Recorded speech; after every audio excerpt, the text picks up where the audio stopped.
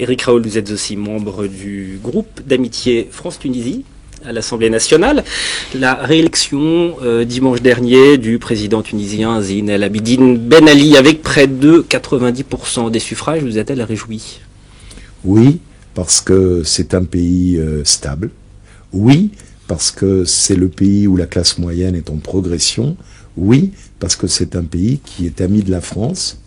Et je serais tenté de dire à ceux qui disent, en persiflant, en ironisant, 90%, d'ailleurs un tout petit peu moins, 89%. J'ai dit près de 90%. Près de 90%. Bon, incontestablement, en Tunisie, beaucoup de gens aiment le président Ben Ali, comme ils aimaient auparavant le président Bourguiba. Et donc la particularité, il ne faudrait pas qu'on soit plus sévère avec la Tunisie qu'on ne l'est avec un pays comme la Libye. C'est-à-dire qu'en l'occurrence, quand un certain nombre d'observateurs français font de la provocation à l'égard du président Ben Ali, ils savent que quand ils arrivent à Tunis, on les remet dans l'avion, mais ça devient un jeu. Donc en l'occurrence, le travail des journalistes français, vous faites référence peut-être à la journaliste du Monde qui a été refoulée. Je vais pas citer de nom. Oui, mais vous pensiez à elle, qui a été refoulée de Tunisie. Vous parlez de provocation, vous aussi? Écoutez, on sait, on ne peut pas écrire dans son journal que la femme du président est une, ou que le président est un, et puis après, de se dire que les choses... Elle ne les a pas insultés, hein. Non, elle ne les a pas insultés, elle a fait utiliser ces mots par d'autres personnes à l'intérieur de son article. Moi, je crois que j'ai fait une proposition, qu'on puisse donner un label ami de la France. C'est-à-dire qu'il y a des pays qui sont des amis de la France. Il faut voir que la Tunisie est un pays qui commerce avec nous. Et puis, il ne faut pas non plus... Allez, on va se parler franchement sur Berbère TV. Si j'apprenais demain qu'un certain nombre de journalistes qui critiquent la Tunisie, qui critiquent le président Ben Ali, ils vont passer leurs vacances, là je serais choqué. Mais c'est presque un sujet de télévision, ça. Vous n'êtes pas choqué par ces entorses à la liberté d'expression?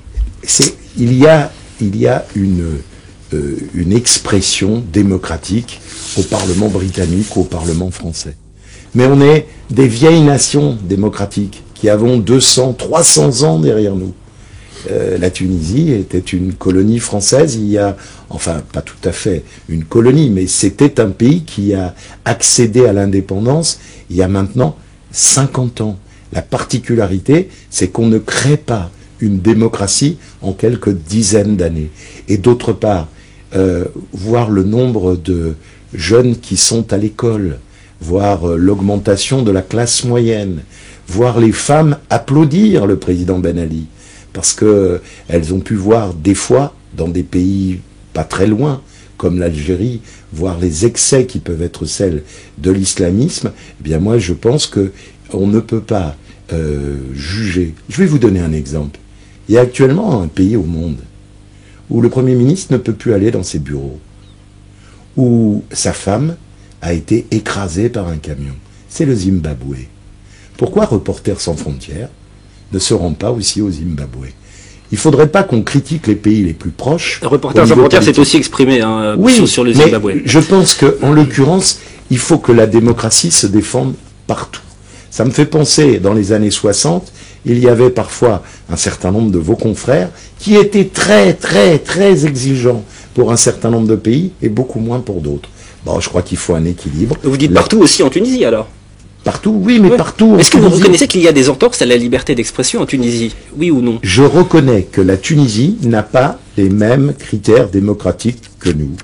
Je reconnais que la Tunisie est un pays qui a accédé à l'indépendance il y a 50 ans et que autour du président se fonde une nation, comme ce qui pouvait se passer.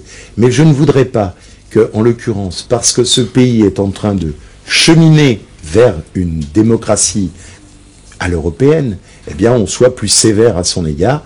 Il y a beaucoup de pays où on ne peut pas rentrer. La Corée du Nord est un pays actuellement où je souhaiterais qu'il y ait parfois des réactions, pas simplement sur l'énergie nucléaire, mais sur les droits de l'homme. Il y a régulièrement des réactions sur la Corée du Nord, tout le monde connaît Oui, mais si vous voulez, l'élément qui est important sur la Tunisie, c'est que nous avons un passé commun avec ce pays. Et un passé commun, c'est d'abord aussi le souhait d'avoir un avenir commun.